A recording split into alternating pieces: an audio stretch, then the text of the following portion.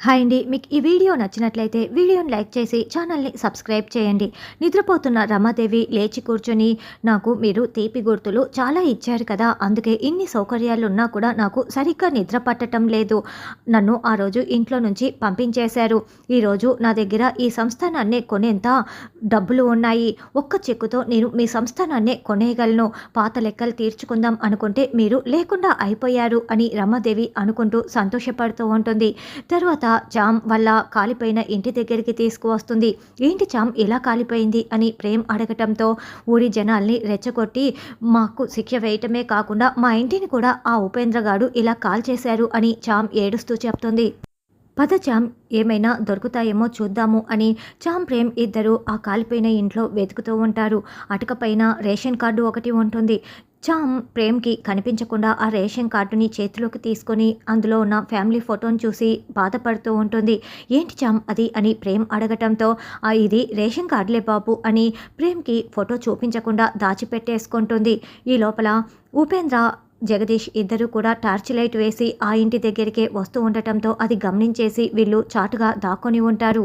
రమాదేవి రాణిగారి చీరెలు నగలు అన్నీ కూడా ముందు పెట్టుకొని, ఈ చీరెలు నగలు ఉన్నాయనే కదా నీ దర్పం ఆ రోజు చూపించావు, ఇవన్నీ ఇప్పుడు నా పని వాళ్ళు కూడా పెట్టుకునే రేంజ్లో ఉన్నారు. నాకు ఏం కావాలన్నా కూడా ఎంత దూరం నుండైనా తెప్పించగలను. ఇప్పుడు ఈ చీరలని నా కాళ్ళు తుడవటానికే పనికి వస్తాయి అని పట్టు చీరతో కాళ్ళు తుడుచుకుంటూ చీరని విసిరిపడేస్తూ ఉంటుంది. నా దగ్గర చెప్పలేనంత ఆస్తి ఉంది, కానీ నాకు ఒక్కటే బాధగా ఉంది. నీ మెడలో ఉన్న ఆ రాజమణి హారం నా దగ్గరికి రావాలి, అది నేను వేసుకోవాలి. అప్పుడే నా ఆశలన్నీ కూడా ఫుల్ఫిల్ అయిపోతాయి. త్వరలోనే అది జరుగుతుంది అని రమాదేవి అనుకుంటూ ఉంటుంది.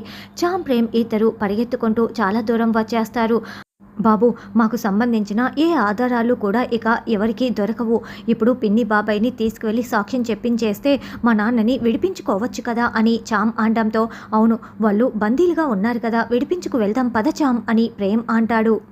ఈ కాలిపోయిన ఇంట్లో ఏం దొరుకుతుంది అని ఉపేంద్ర ప్రశ్నిస్తూ ఉంటే, ఏదో ఒకటి దొరుకుతుంది పద వెళ్ళి చూద్దాం అని జగదీష్ ఉపేంద్ర కాలిపోయిన రామచంద్రయ్య ఇంటిని మొత్తం పరీక్షిస్తూ ఉంటారు.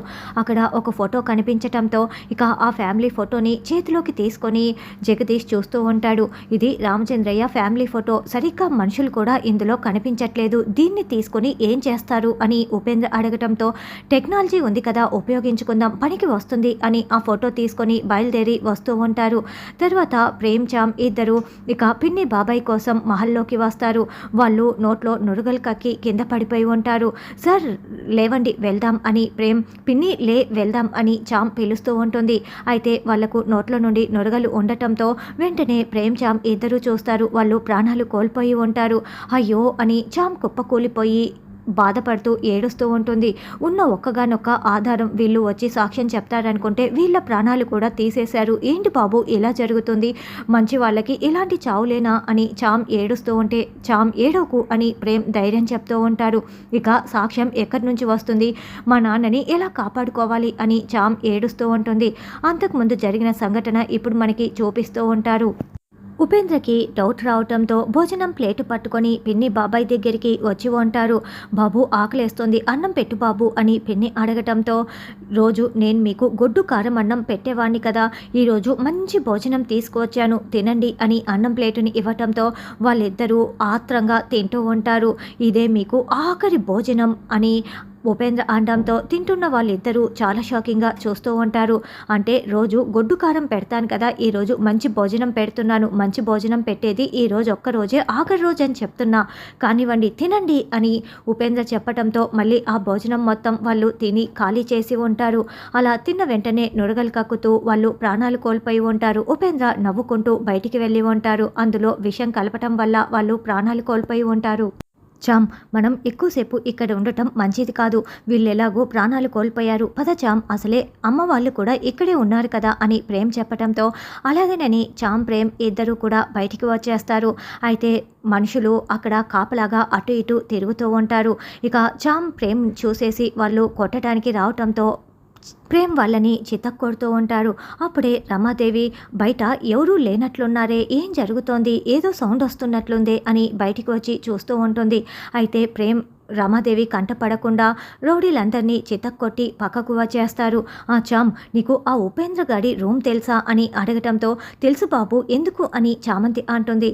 ఎందుకంటే ఆ ఉపేంద్ర గాడే ప్రాణాలు తీశారని చెప్తున్నారు కదా మీ పిన్ని బాబాయ్, వాడి రూమ్లో ఏవైనా ఆధారాలు దొరుకుతాయేమో వెళ్ళి చూద్దాం పద చామ్ అని అనడంతో అలాగేనని చామ్ ప్రేమ్ ఇద్దరు ఉపేంద్ర గదికి వెళ్తారు. అలా ప్రేమ్ చామ్ ఇద్దరు ఉపేంద్ర గదిని మొత్తం వెతుకుతారు. ఏమైనా దొరికాయా అని ఇద్దరు ప్రశ్నించుకుంటూ ఉంటారు.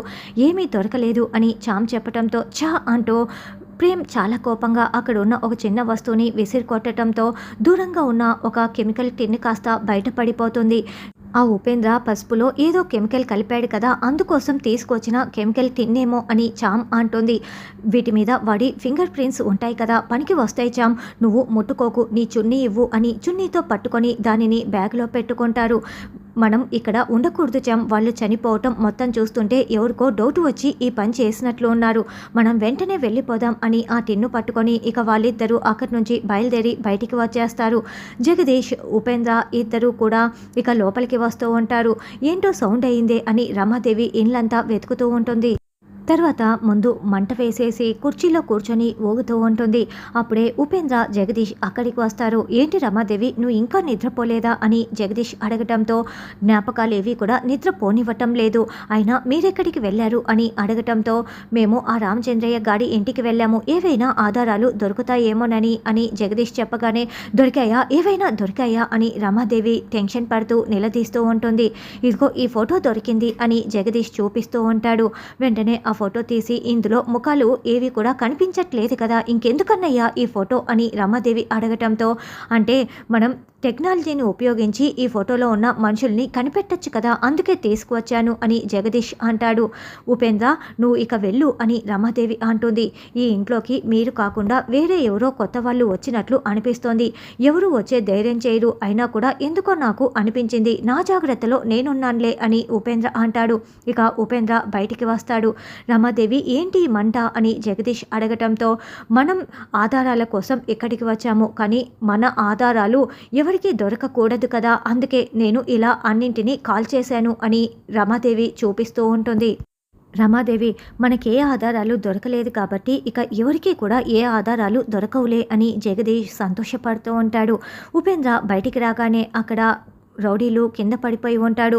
రే ఏమైందిరా, ఎవర్రా నిన్ను కొట్టింది అని ఉపేంద్ర అడుగుతూ నిలదీస్తూ ఉండటంతో ఒక అమ్మాయి ఒక అబ్బాయి వచ్చి కొట్టేసి వెళ్ళారు అని చెప్పటంతో ఒక అమ్మాయి ఒక అబ్బాయా, అంటే ఆ రామచంద్రయ్య కూతురే వచ్చిందా, ఆ రామచంద్రయ్య కూతురికి ఎవడో హెల్ప్ చేస్తున్నాడు, అసలు వాడు ఎవడు, వచ్చింది రామచంద్రయ్య కూతురైతే హెల్ప్ చేస్తున్నది దానికి ఎవడు, వాడు ఎవడు, వాళ్ళని కనిపెట్టాలి అని ఉపేంద్ర అనుకుంటూ ఉంటాడు.